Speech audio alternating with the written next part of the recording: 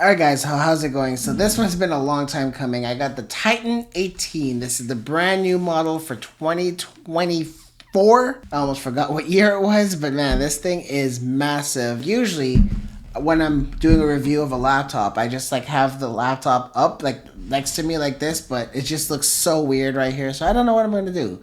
Maybe I'll just be talking over this. It's really heavy. It's about 8 pounds. So I'm already used to a laptop this size, but there's been some nice improvements, and of course we're going to be talking about performance and all that good stuff, so let's just get right into it. So I got this from Gentech PC. I usually buy one laptop there a year. It's probably one of my favorite places to shop that's not one of those big box retail stores. I mean, I'm not sponsored by them or anything. They're not even telling me to say this. I just like supporting small businesses, and the good thing about them is if you pay with cash, you get 3% off. They have all the latest laptops, and they're authorized retailers.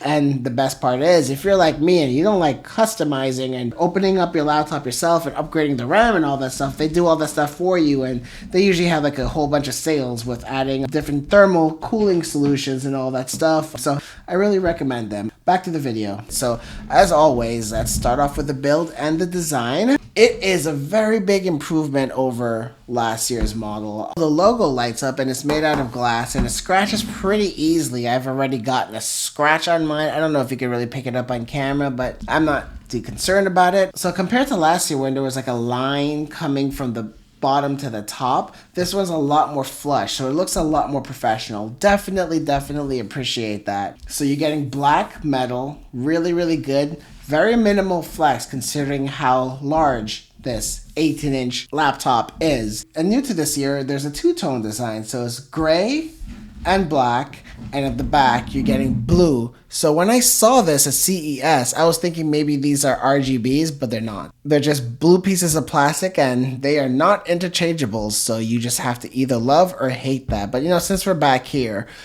now we're getting ports at the back. You're getting your Ethernet, HDMI, and the power cable. And speaking of the power cable, I'm really happy. It's a 400 watt power adapter, which is the largest I've ever seen. And it's actually really small considering the amount of power that's in here. So here's the previous 330 watt power adapter. Look how much larger this is. While this is also now 400 watts. So big difference. Really happy that MSI is finally embracing gallium nitride. And I like that they have their own branding on the power brick. And I'm spending too much time talking about the power brick, but here's something I really hate that they haven't fixed. I've always complained about how short these cables are. So like, this is all that you're getting right now, and this isn't long enough. So there's a lot of times, if I have this plugged in, I have to keep this power brick near me. I can't like hide it on the floor because there's not enough reach on this cable, and it's actually really annoying. I was really hoping that would be addressed this year, and it doesn't seem like it. So that is really unfortunate, but at least we're getting a smaller and lighter power brick. So coming back to the laptop. So around the sides, you're getting 2 Thunderbolt ports, USB Type A, and a headphone jack. And man, when I plugged in my headphones, these are really good quality headphones. Some of the best I've ever heard at $400. These sound incredibly good. That's one thing I like about MSI. They always give us a very high quality DAC and amp, or at least on the premium end. And so let's flip it over on the other side. You're getting an SD card slot and 2 more USB Type A ports. So I'm really happy with the port selection. One thing to note is this year you are losing 1 port. Last year had a dedicated display port. That's now gone, and all of the display port is now handled through USB Type-C, aka Thunderbolt, which is fine, but I know there are some people who prefer to have the dedicated port. Okay, so now let's open up this laptop, and the first thing I noticed was the hinge. It is solid, really strong tension, and is really smooth. Because this is such a heavy laptop, they're able to make a tighter hinge, and it just feels really nice. I mean, tiny bit of wobble, but nothing too crazy. And now we're greeted by this keyboard deck. And there's a lot to talk about here, so I'll go through it very quickly. So the Cherry MX keyboard returns, and it sounds incredible. One gripe, and similar to last year, not every key has these Cherry MX switches. So the arrow keys don't. The number pad doesn't. But one thing I do want to talk about is this number pad is now fully functional. It's full size compared to last year where it was kind of squished, and the signs at the top weren't in the correct orientation. This is perfect. But man, especially since I deal with a lot of numbers in my 9 to 5, I would have really liked to have the Cherry MX on the number pad as well too. But this is definitely the best keyboard I've ever used because of these Cherry MX switches. It's not too loud. It's just loud enough to provide some tactile feedback, but not loud enough to disturb others around you. There's a good amount of actuation force, and there's a quick spring back up. Wonderful keyboard. Okay, so moving on. So now we got to talk about this trackpad area. The trackpad is now illuminated, and let me just take this off for a second.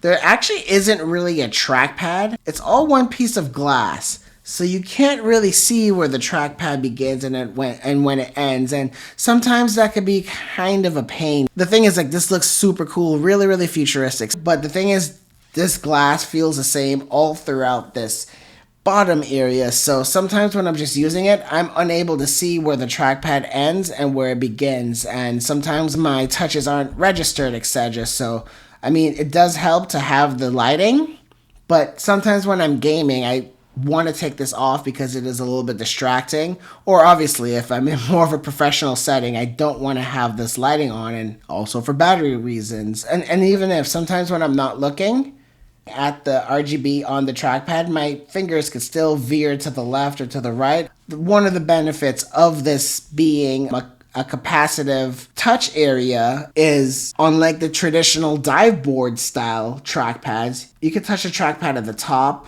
and at the bottom, and it feels identical because you're not actually pressing a button. And there are some haptics built in here to simulate a key press.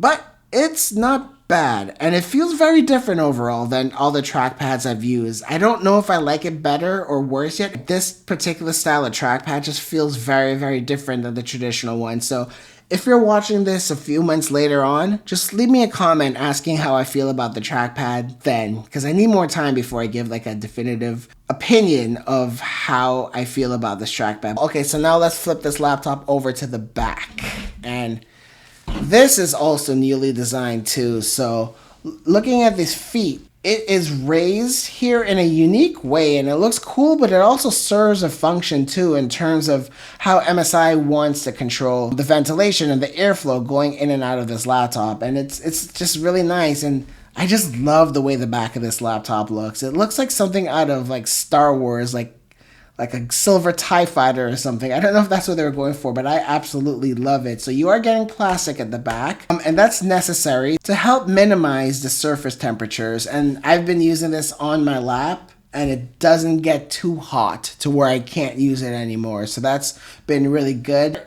I will say though that the center here where the Titan logo is made out of metal, and you have 4 rubber feet right here too. Just helps provide some extra grip when it's on your lap, which is nice. And yeah, just really, really cool design throughout. Tons of little Easter eggs throughout, not just on the back, but all over throughout the laptop too. They're definitely taking a page out of Asus's books. Overall, this is by far the best designed MSI laptop I've ever used. They've never really had really good aesthetics. This is the first time where I actually enjoy looking at this. Okay, so next let's talk about the screen. It is exactly what I've been looking for in a screen. It's 4K plus, so that's 3840 by 2400, and it's a massive 18-inch screen. And 18 inches, and I've said this before when I've reviewed all their 18-inch displays, like, I don't need a monitor because of how close I'm sitting to the laptop. It is incredibly immersive. So I was playing a little bit of Cyberpunk 2077. What a lot of times I forget about is how grand the scaling is of the 3D models. So like the buildings look big, people look life-size, and on an 18-inch monitor, and also if you're playing like on a big TV or a big monitor, you're actually able to see that. There hasn't been one time when using this where I was wanting to connect this to my monitor. So I love 18 inches. The only problem is you definitely lose out on portability. So let's talk about the actual attributes of this display as well. It is mini LED, gets up to 1,000 nits. When it's not in HDR mode, I tested around like 800 nits. And the cool thing about it too is like, take a look at this. You're getting a good white balance of like 6,500-ish throughout the entire brightness range. So you can feel confident that you're looking at an accurate screen no matter what brightness you're using. So that's been great. Color is amazing. 93% of Adobe RGB on this gigantic screen is amazing. Of course, you're getting DCI-P3 100% and 100% of sRGB as well too. And look at the color calibration. This is the first time where I've actually had an accurate MSI panel where I didn't have to calibrate the screen myself. I did a 42 color accuracy test, and not one of those colors exceeded a delta E of 2. So that's indistinguishable from perfect. The only thing is the gamma was a little bit high, and that kind of sucks because it could tend to wash out colors a little bit, but thankfully with the MSI True Color, I was able to just tweak it a little bit, and it's right to where it should. And one thing about, and the thing is with displays, a lot of people talk about tweaking to their preference, etc. I don't like doing that. I like using the panels as creators intended, whether it's a movie I'm watching or a game I'm playing. They're designing the games using these standards that I'm talking about and what I'm measuring too. So the fact that this is able to replicate this is perfect for content creation, and this is even better for gaming. HDR looks great. It's very similar to last year's panel, and you do see some blooming. So the way that AUO and MSI tune this display is they're not afraid to hide blooming the way some other laptops are. They'll show some blooming, but with that, you'll get much brighter highlights. And after just using that Razer Blade 16 with that OLED panel, it looked great. But there were some times where I was asking for a little bit more brightness. With this, getting to 931 nits in HDR when HDR highlights are present is just mind-blowing. This panel is one of the main reasons why I can't use any other laptop this year. 18 inches, and I think as of what's been announced so far, that has a 18-inch 4K plus mini LED HDR.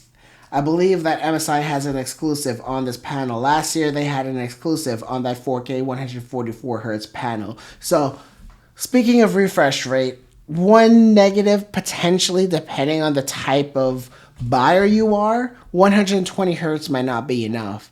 And on top of that, to make things a little bit worse, this panel does not support G-Sync. It's something that MSI refuses to use on any of their laptops.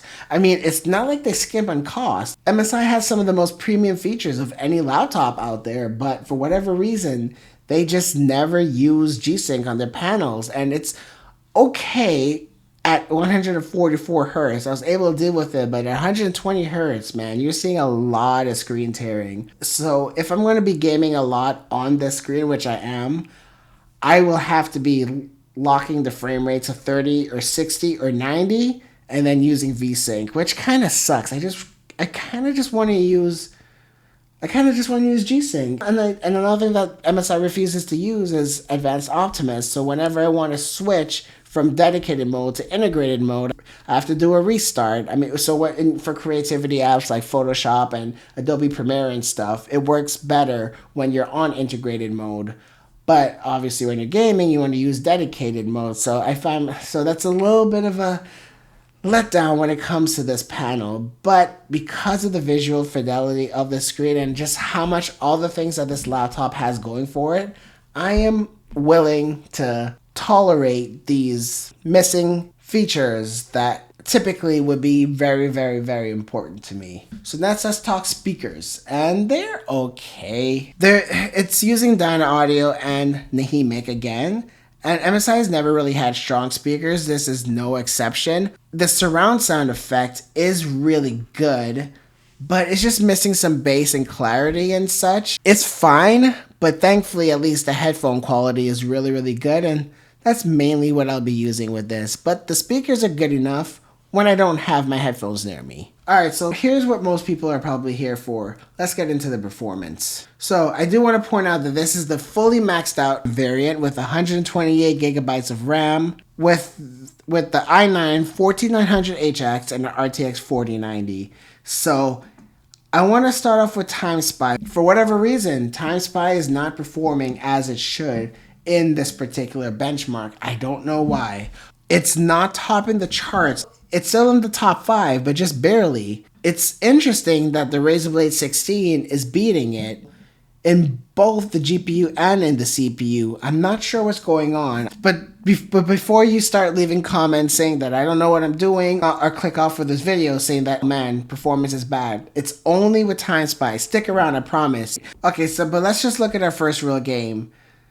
In Horizon Zero Dawn, at 4K, the Titan 18 is getting 94 versus the best that I've seen was 97. I think that it could mean that the 4090 on this Titan 18 isn't one of the best binned cards compared to the Razer Blade 16 and the GT77. It's only 3 frames though, so I'm not going to be worried about it, but let's take a look at 1440p, and as you can see, the Titan 18 is leading the charts. We're getting the best performance out of this, and I'll go into why that is a little bit later. And in 1080p, it climbs ahead even more. It's able to flex the 14900 a lot more at lower resolutions like 1080p. So now let's look at Guardians of the Galaxy. This is a much heavier game in terms of the GPU load, and the Titan 18 is ahead by a lot. And I'll get into why that is a little bit later on. So, and that's in 4K, and in 1440p, the Titan pulls ahead even further. In heavy demanding games, you are getting a bit of an uptick this year, but only if you go with the Titan. And like I said, I'll get into why that is a little bit later on. Okay, so now let's look at Shadow of the Tomb Raider. Again, it is leading the charts here. It's only beating the GT77 by 1 frame. So that could just be a luck of the draw. But then let's look at 1440p. It is destroying everything else. And one thing I love about Shadow of the Tomb Raider is this game, even to this day, it stresses out the CPU, the GPU, and the RAM, and the overall design of the laptop in terms of how the motherboard is designed. It's one of the only few games that really takes everything into account. And then now let's look at 1080p. Finally being able to hit 200 plus FPS on a laptop in Shadow of the Tomb Raider is kind of a milestone. So that's it for gaming. I think you have an idea for how that does. So let's look at Cinebench R23. And you know what? That's what I was trying to say. So even though for whatever reason, the Titan's not doing well on Time Spy, it's doing well on many other CPU-bound tests. And Cinebench is no exception. So again, we're getting the best scores I've ever seen on both the multi-core and on the single core. It's just doing a little bit better than everybody else. And now let's move over to Cinebench R24, and let's start off with the GPU test. Again, the Titan 18 is beating everybody else, but it's the same 4090, so it's not beating the rest by much. It's almost margin of error compared to the GT77. The GT77 was the best I've ever tested, even compared to the M3 Pro Max. And that was like the maxed out M3 Max chip. But then when we look at the CPU multi-core, again, the Titan 18 is winning. And on the CPU single core, the M3 just really flexes its muscles. For whatever reason, Apple's single core performance is amazing. And day-to-day interactions with your laptop would typically be single core. So Windows still has a lot of ground to catch up on when it comes to that, even on this gigantic Titan 18. Just from quick edits on this so far and using it on my G9 57-inch, which is essentially 2 4K monitors combined, along with using this 4K built-in display, Windows was just flying through this entire system with absolutely no slowdown. So this is a fantastic machine if you're going to really push it to its limits. Yeah, so overall, that's kind of where we are with this Titan. I really like it, and I mean, I'm not selling this. I'm not returning it. This is what I'm going to use to edit all my videos, to play all my video games this year. I would like to come back with a long-term review of this. I know I promised to do that last year with a lot of different products. I never really got a chance to because I'm just branching out into so many other types of videos with all different types of tech. So if you're watching this video later on and I haven't done a follow-up video to this, I don't care how much later it is, leave a comment. So, All right. Thanks a lot, guys. Thanks for watching. I'll see you in the next one. Thanks. Bye.